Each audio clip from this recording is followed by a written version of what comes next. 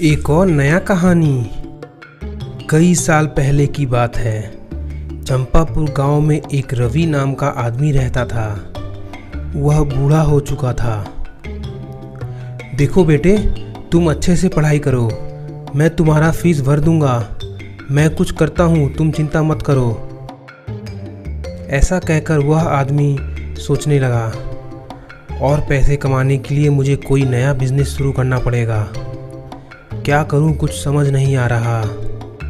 चलो अपना पुराना ढाबा शुरू कर देता हूं। ऐसा कहकर वह अपने पुराने ढाबे की ओर जाने लगा।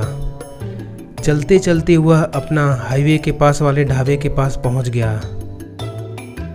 और वहां पर जाकर वह बिरयानी बनाना शुरू कर देता है। शुरू में वहां पर कोई भी भीड़ नहीं होता है, लेकिन कुछ दिनों बाद वहां पर कई लोग आना शुरू कर देते हैं।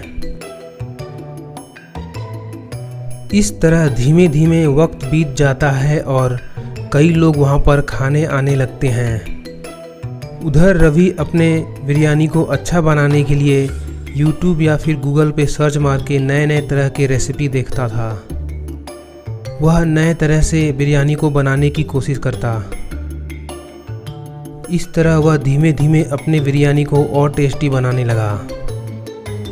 एक दिन उसका बिरयानी खाकर एक आदमी उससे कहने लगता है, देखो तुम्हारा बिरयानी तो बहुत अच्छा है, अगली बार मैं पूरे परिवार के साथ आऊँगा, बहुत सारा बनाकर रखना। इस तरह उसका बिरयानी का टेस्ट इतना अच्छा था कि बहुत लोग वहाँ पर आने लगे। उसके बाद उस ढाबा पर आसपास से गुजर रही बसें रुकने लगीं और वहाँ पर बहुत भीड़ होने लगा। इस तरह उसका बिजनेस बहुत अच्छा चलने लगा। उसी गांव के पास एक छोटा सा शहर था और वहाँ पर एक आकाश नाम के आदमी ने छोटा सा रेस्टोरेंट खोल रखा था। उसके रेस्टोरेंट में बिल्कुल भी भीड़ नहीं था। एक दिन एक आदमी बिरयानी खाया और बोला, देखो तुम्हारा बिरयानी इतना घटिया है कि मैं तुमको एक भी रुपए नहीं दूंगा। ऊपर से मन कर रहा है कि तुम्हारी पिटाई कर दूं। पता नहीं कैसे बनाया तुमने ये बिरयानी। ऐसा कहकर वह आदमी गुस्से से वहाँ से चला गया और उसको एक भी रुपया नहीं दिया। यह सब देखकर आकाश बहुत दुखी हुआ। एक दिन आकाश का दोस्त बबलू वहाँ पर आया। बबलू एक गुंडा टाइप का आदमी था। क्या हुआ आकाश, बहुत दुखी लग रहे हो? मुझे बताओ, क्या पता मैं तुम्हारी कोई मदद कर सकूं। लगता है तुम्हारा रेस्टोरेंट अच्छा नहीं चल रहा है, इसीलिए तुम उदास हो। आकाश से कुछ देर तक बात करने के बाद बबलू अपने घर वापस जा रहा था। तभी उसने रास्ते में देखा कि एक बिरयानी ढाबा है और वहाँ पर बहुत भीड़ लगी हुई है। वह वहाँ पर जाकर बिरयानी खाता है और एकदम खुश हो जाता है। वाह, यह बिरयानी तो बहुत अच्छा है। काश मेरा दोस्त आकाश भी ऐसा बिरयानी बनाता। चलो मैं उसको कुछ बताता हूँ। देखो आकाश, तुम चिंता मत करो, मेरे पास एक बहुत अच्छा प्लान है। हम लोग हाईवे के पास वाले बिरयानी ढाबा से बिरयानी लाया करेंगे और तुम्हारे दुकान पर बेचेंगे।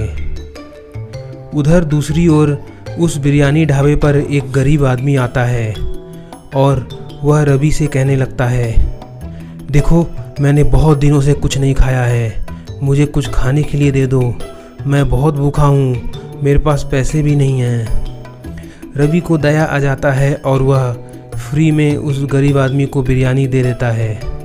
वह गरीब आदमी जल्दी जल्दी उस बिरयानी को खाता है।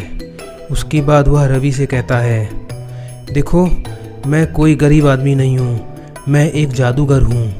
तुम बहुत अच्छे इंसान लगते हो, इसीलिए मैं तुमको कोई उपहार देना चाहता हूँ। ऐसा कहकर वह जादूगर एक बिरयानी बनाने वाला मशीन को प्रकट करता है। यह देखकर रवि बहुत खुश होता है। उसके बाद रवि उस मशीन में एक तरफ चिकन डालता, उसके बाद दूसरी ओर बहुत सारा चावल डालता और मशीन के पीछे बहुत सारे प्लेट्स रख दिया करता था। थोड़ी देर बाद उस मशीन से ऑटोमेटिक बहुत सारा बिरयानी बन के बाहर निकल जाता था। इस तरह रवि का काम बहुत आसान हो गया था और वह गरीबों को कम दाम में बिरयानी खिलाने लगा। आकाश और बबलू भी उस रवि के दुकान पर आ जाते हैं और उससे कहने लगते हैं, अपना यह मशीन मुझे दे दे, नहीं तो मैं छीन कर ले जाऊंगा। ऐसा कहकर बबलू और आकाश उसका मशीन छीन लेते हैं, लेकिन उनके दुकान पर उस मशीन से भुना हुआ बिरयानी बाहर निकलता, एकदम जला हुआ। उसके बाद रात में वह बिरयानी मशीन वापस रवि के पास आ जाता है। एक और बहुत ही मज़ेदार नया कहानी। कई साल पहले की बात है। एक जंगल में कुछ सैनिक खजाने के तलाश में तेजी से आगे बढ़ रहे थे, लेकिन तभी अचानक रास्ते में उनको एक जादूगर दिखता है। वह वहां से पुकार रहा था, रुक जाओ, इसके आगे मत जाओ, बहुत खतरा है इसके आगे। तुम सब यहाँ से अब वापस लौट जाओ, इसके आगे बहुत खतरा है, इसके आगे मत जाओ, नहीं तो कोई भी जिंदा नहीं बचेगा, वापस लौट जाओ। एक सैनिक बोला, हमको जाने दो, हमारे रास्ते से हट जाओ, नहीं तो तुम भी मारे जाओगे, हमें जाने दो, हटो रास्ते से। वह सभी सैनिक उस जादूगर का बात नहीं मानते हैं और अपना घोड़ा लेके आगे निकल जाते हैं। वह अपने घोड़े को लेकर तेज रफ्तार से जंगल के अंदर जा रहे थे, लेकिन उन्हें नहीं पता था वहाँ पर एक बहुत ही बड़ी शैतान परी रहती थी और वह बहुत ही खतरनाक थी। तुम्हारा ही इंतजार था, कहाँ जाओगे बचकर। वह परी उनका पीछा कर लेती है। वह बहुत डर जाते हैं और बहुत तेज रफ्तार से जान बचाने का सोचते हैं, लेकिन सिर्फ एक ही सैनिक बचता है और वह जाकर उस जादूगर से कहने लगता है, मुझे बचा लो उस परी से, वह तो बहुत खतरनाक है, उसने मेरे सभी साथियों को मार दिया, मुझे बचा लो। वह जादूगर उस परी के आने का इंतज़ार करता है। जैसे ही वह परी करीब आती है, वह अपने जादू का इस्तेमाल करके उसको एक जादुई बोतल के अंदर कैद कर लेता है और वह परी उसके अंदर बहुत गुस्से में होती है। अगर मैं चाहूँ तो तुमको एक ही बार में मार सकता हूँ, पर मैं चाहता हूँ कि तुम इस बोतल के अंदर तड़प तड़प के अपनी पूरी ज़िंदगी काटो। तुमने बहुत मासूमों की जान ली है, कब तक मुझे इसके अंदर कैद करके रखोगे? एक ना एक दिन मैं वापस आऊंगी, मैं जरूर वापस आऊंगी, तुझसे बदला लेकर रहूंगी मैं। वह जादूगर उस जादुई बोतल को समुद्र के अंदर उठाकर फेंक देता है। कई सालों तक वह बोतल समुद्र में तैरता रहता है और धीरे धीरे तैरते तैरते एक दिन वह बोतल शांतिपुर गांव के पास आ जाता है।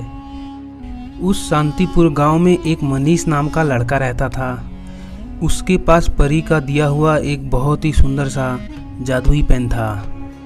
वह उस पेन की मदद से गांव के लोगों की बहुत मदद किया करता था।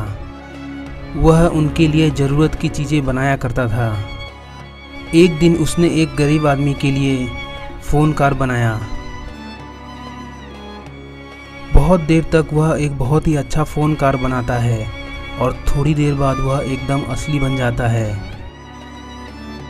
देखते ही देखते वह फ़ोन कार एकदम बड़ा हो जाता है। उस फ़ोन कार को पाकर वह गरीब आदमी बहुत खुश होता है और उसको लेकर गांव के अंदर घूमने लगता है। इस तरह वह उस कार को बहुत चलाता है और बाद में मुंह धोने के लिए पानी की ओर बढ़ने लगता है। दूसरी तरफ उस जादुई बोतल के अंदर फंसी हुई परी अपना रूप बदल के एक बच्चे का रूप ले लेती है। वह बोतल तैरते तैरते उस गरीब इंसान के पास चला जाता है। वह उस बोतल को देखकर बहुत हैरान होता है और छोटे बच्चे को उसके अंदर देख के उस बोतल को उठा लेता है। वह बच्चा कहता है, मुझे आज़ाद कर दो, मुझे एक शैतान परी ने इसके अंदर कैद कर लिया था, मुझे आज़ाद कर दो जल्दी। लेकिन जैसे ही वह आदमी उस बोतल को खोलता है, उसके अंदर से शैतान परी बाहर आ जाती है।